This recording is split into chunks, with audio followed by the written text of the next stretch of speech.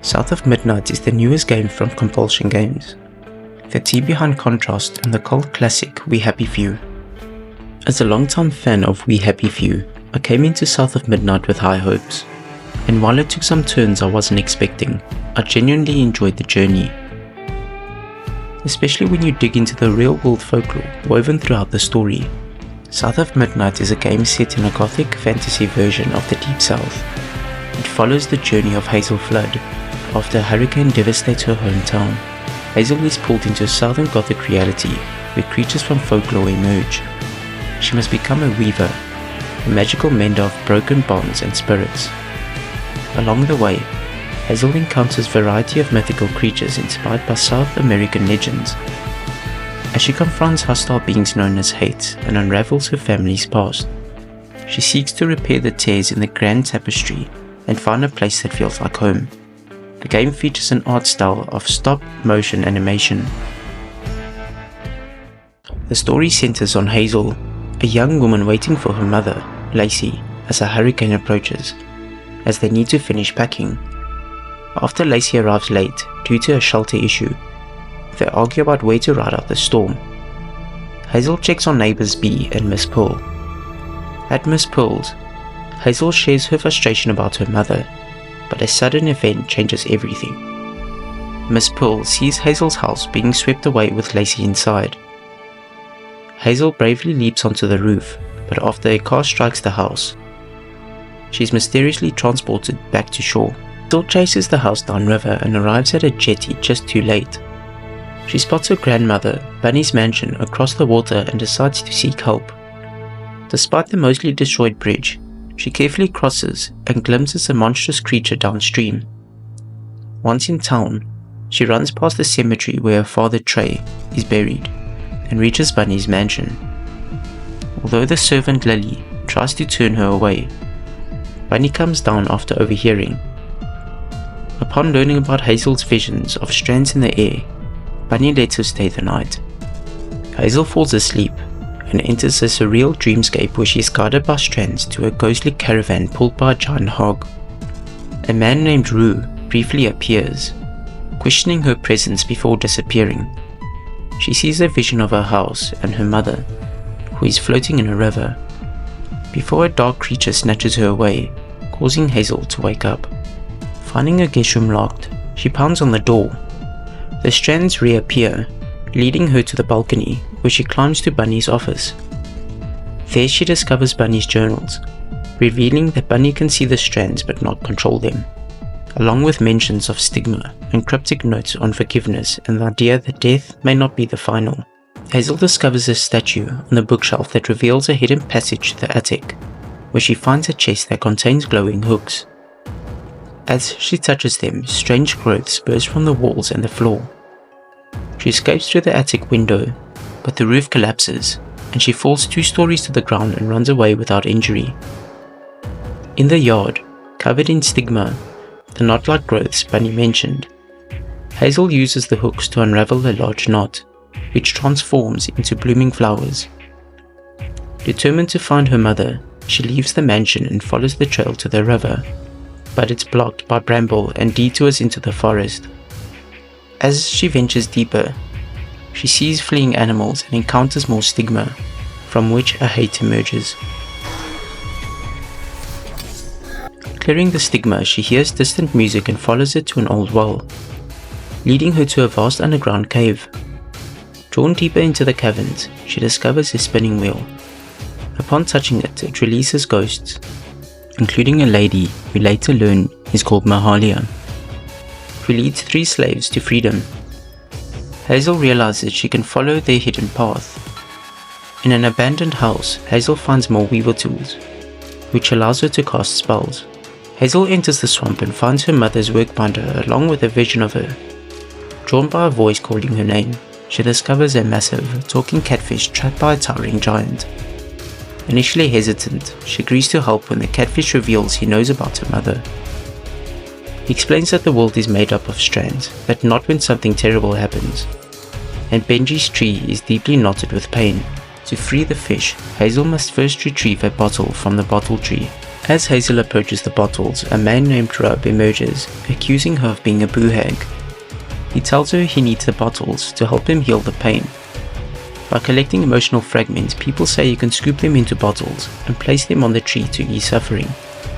Hazel offers to help if she can take a bottle. As soon as she does, strands form a vortex in the air, guiding her to her first knot. She follows and finds the first stigma. Unraveling the knot reveals an echo from the past. The catfish speaks of how Benji was bullied, and Rub blamed him for their family's relocation. Returning to the catfish, he tells Hazel that the glowing pattern is the key to fixing the tangle in the tree and saving Benji, but she'll also need to reweave him. At the base of the tree, Hazel unravels the final knot and watches a heartbreaking echo. Rub once told Benji to climb into the tree for a game, then nailed it shut, leaving his brother to die inside. The tree, in pity, absorbed Benji. Hazel now climbs the living tree, Benji's tree, and finds a strange wound in the wood, as if something had been carved out of him. At the top, Hazel finds the place of Benji's deepest pain. She uses the weaver tool to mend it, to reweave his broken spirit. Then gently, Hazel asks Benji to release the catfish, and the catfish dives into the water. Later, at Rub's dock, Hazel questions her efforts. The catfish reassures her, saying, "They mend parts of your soul so ripped, you'd forgotten they were ever one piece," and invites her onto his back to help find her mother. They set off into the flood waters deeper into the mystery. Hazel's house, a twisted relic of her past, drifts in the flood. As she and the catfish traverse the swamp, they spot an island where Two-Toed Tom, a menacing alligator, resides, reluctant to become Tom's next meal. The catfish guides Hazel to an old church with a bell that was once used to drive Tom away. Hazel ascends the tower and tolls the bell, only to awaken the beast instead. Tom charges at the church, and in a panic, Hazel jumps onto the catfish's back. When the floodwaters grow too polluted for the catfish, he drops Hazel near a pig farm, and she ventures on alone. Amid the wreckage, she finds her beloved stuffed animal, Crouton, who magically comes to life and helps her navigate the ruins. Crouton aids Hazel in unraveling stigma knots that bind the land, revealing the tragic past tied to Two-Toed Tom. She learns that Tom was once a pet of an old farmer, mistreated and transformed into the fearsome creature he is now. Hazel uncovers the painful history of the farmer and his daughter Jolene. In one painful vision, Hazel witnesses the farmer using Tom to intimidate his daughter. Hazel discovers more secrets about Jolene and a strained relationship with her father. She learns of Jolene's own attempt to break free from the past. However, Tom's freedom came at a terrible cost. Jolene attempts to play a prank on her father for always intimidating her, but things go horribly wrong when Tom eats Jolene's father. It turns out when her father rang the bell, it meant it was dinner time. Hazel's journey leads her to the pig farm, where she faces a grim sight. The factory doors were sealed during the hurricane to save the equipment, leaving the pigs to die inside. Forced to climb over the bodies, Hazel presses on, determined to untangle another knot of pain. In a startling vision, Hazel sees how Jolene's act of freeing Tom sets off a chain of events. Tom found the pig farm and began feeding, his hunger growing alongside his size, until he became the monstrous creature he is now. Hazel finds her house at the river bend, just as Jolene and the catfish predicted. Before she can react, Two-Toed Tom bursts from the water, tearing it apart. Filled by grief and anger, Hazel confronts the monstrous gator. She seizes the church bell coughed up from Tom's belly and rings it to throw him off balance. Each time Tom falters, Hazel strikes his tongue. But the basil turns out deadly when Tom swallows her whole. Inside, Hazel finds the tire pig alive. Spotting another wound deep in Tom's gut, he bravely cuts it open, unraveling his pain. Healed, Tom splits Hazel and the pig back out. Hazel enters her home to find it covered in red yarn, a chilling sign that Hug and Molly has been there, a creature known for snatching children. The catfish reveals that Hazel's mother might have crossed Molly too many times, leading to her disappearance. Determined to find her mother, Hazel reunites with the catfish and ventures into the dark swamp. Their journey leads them to Bunny's holiday house. The catfish drops Hazel at the dock, leaving her to navigate the twisted woods alone. At Bunny's house, Hazel discovers the front door sealed by a tangle of stigma. The first shows Bunny with her children, Hazel's dad Trey and little Cherie, where Bunny's anger falls on Trey after Cherie falls. In the second echo, Bunny scolds Trey for Cherie's stained dress, prioritizing appearance over their joy. The final echo reveals Bunny blaming Trey for Cherie's loss after pulling her from the water.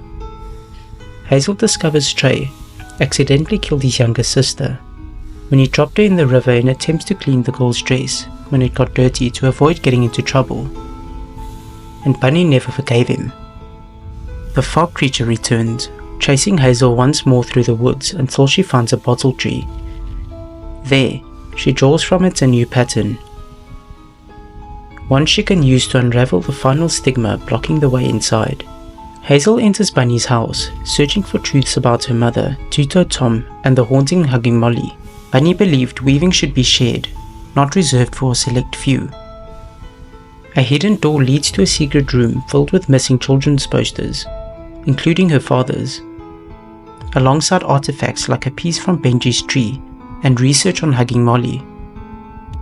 Bunny finds Hazel in this room, who stumbles through her apology, revealing the truth about Hug and Molly. Are you a weaver too?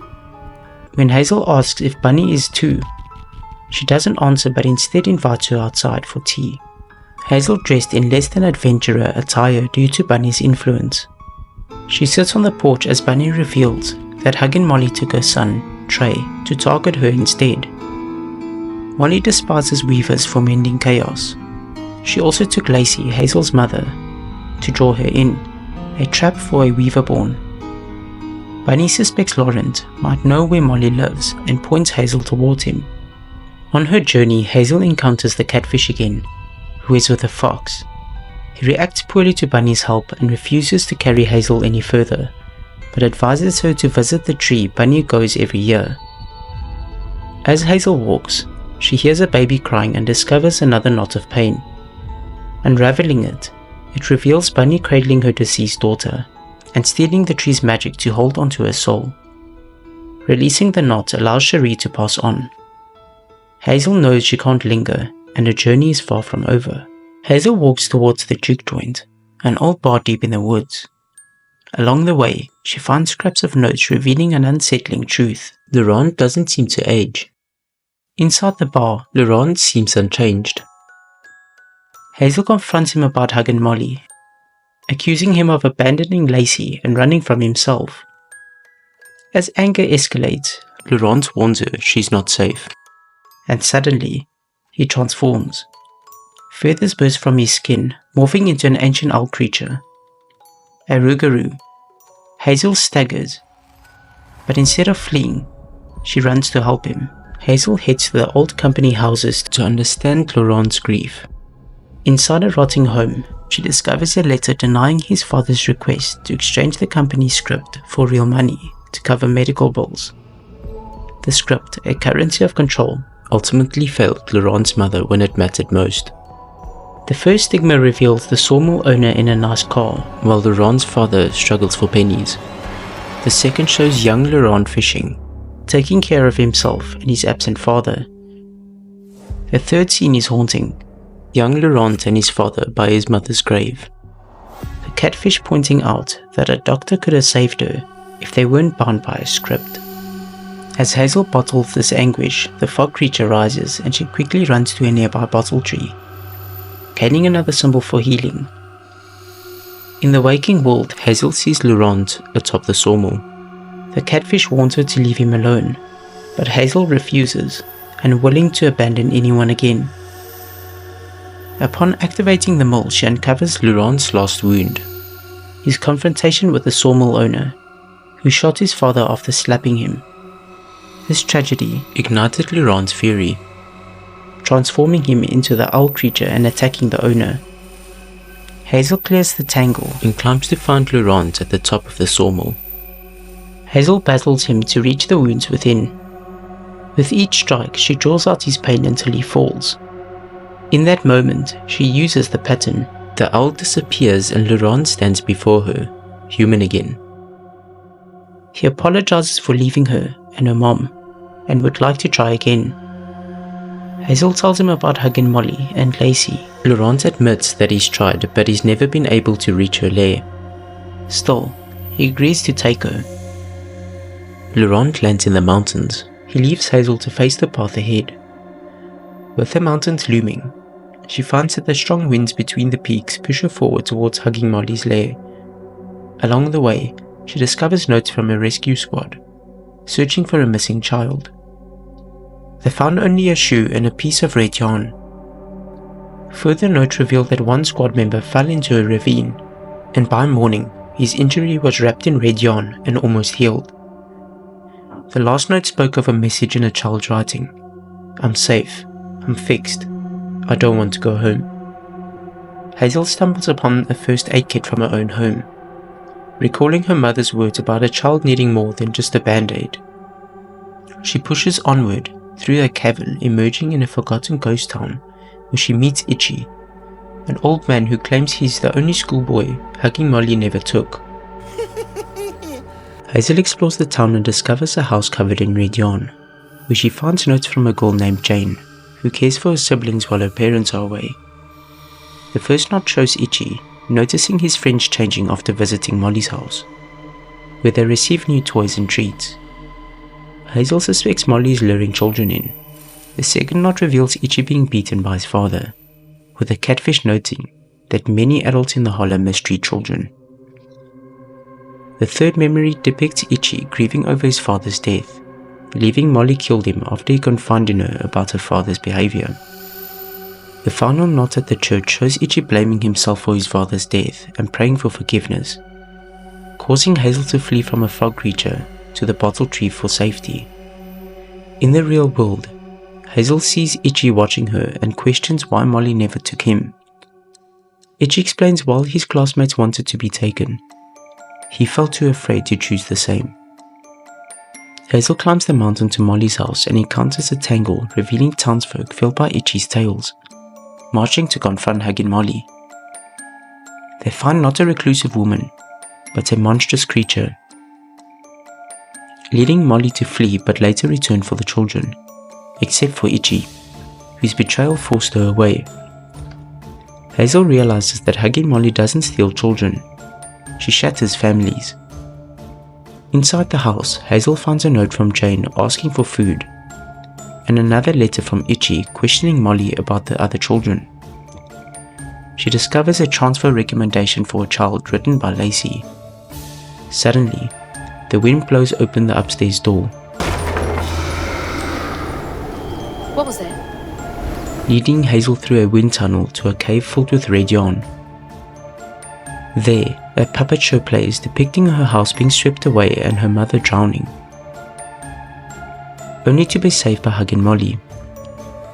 Using her weaver powers, Hazel destroys the puppet show.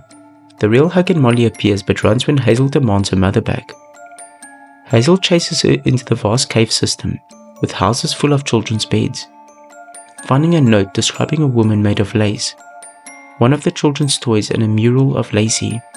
Climbing higher, Hazel reaches a chamber filled with enormous books. In a room, she finds her mother cocooned in red yarn. Hugging Molly appears and Hazel uses a red liquid to weaken her before attacking. Molly eventually flees, leaving behind a heart-shaped locket. When Hazel picks it up, she's pulled into a vision of Lacey in the water, and Molly healing her. Lacey holds up the other half of the locket, and the pieces come together. Hazel returns to the present to find a strange child, who reveals that Hazel has hurt Molly, and the Lacey woman will be mad. Hazel realizes her mother was trying to save children failed by the system, and Molly was using the red yarn to heal injured people. As the strange child runs off, Hazel sees Molly looking at her from a cliff before fleeing. At the mountaintop, Hazel finds Molly, wounded and collapsed.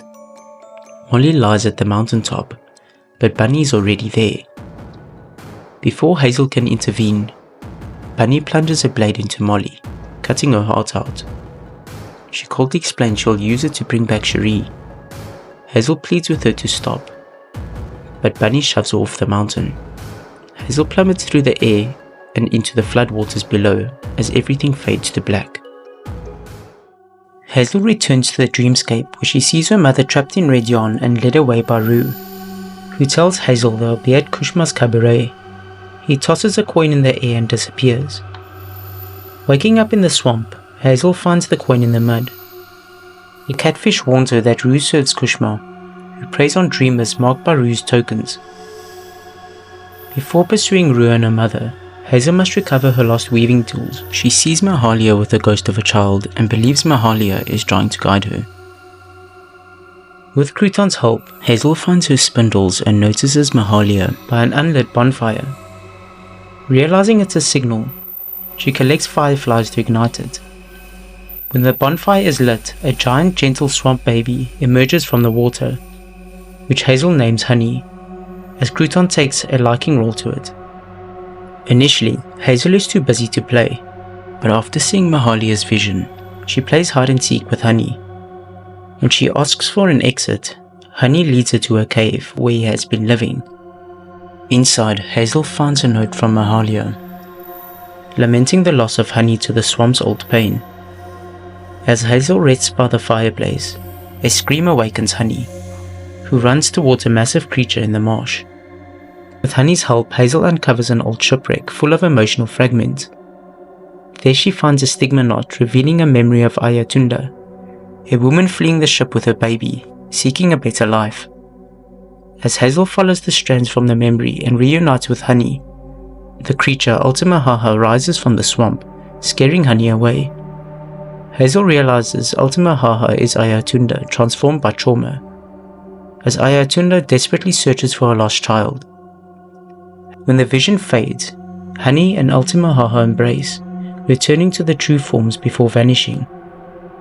Hazel attempts to reach Mahalia, but she fades, leaving a note for Hazel. Hazel finds Mahalia's lantern. The catfish appears and warns her about Shaking Bones, a ferryman who can take her to Kushma's realm. Undeterred, Hazel offers Shaking Bones the coin from Rue, and he ferries her across the misty waters, dropping her at the foggy shore.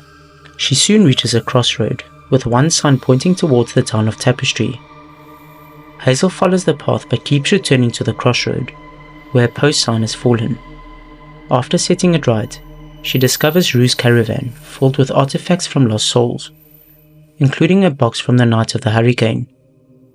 Inside, her phone rings and she hears her mother's voice, who assures her that Lacey is fine and invites her to Kushma's cabaret. He instructs her to dress like herself before a door opens to a surreal town. In this lively town, Hazel uncovers memories troubled by pain and finds a note from someone who has forgotten themselves. The residents are stuck in an endless cycle, and she spots the cabaret in the distance. Using the clock tower to access it, she clears away stigma and ascends. At the top, she uses a wind tunnel to reach the cabaret, where Rue pulls her on stage to dance for a ghostly audience. After the performance, Rue gives her a key to her mother's door, asking her for a favor in return. Hazel accepts the key, unaware that the door she opens bears her own name, not her mother's. Hazel steps through what seems like the night of the hurricane, but something feels off.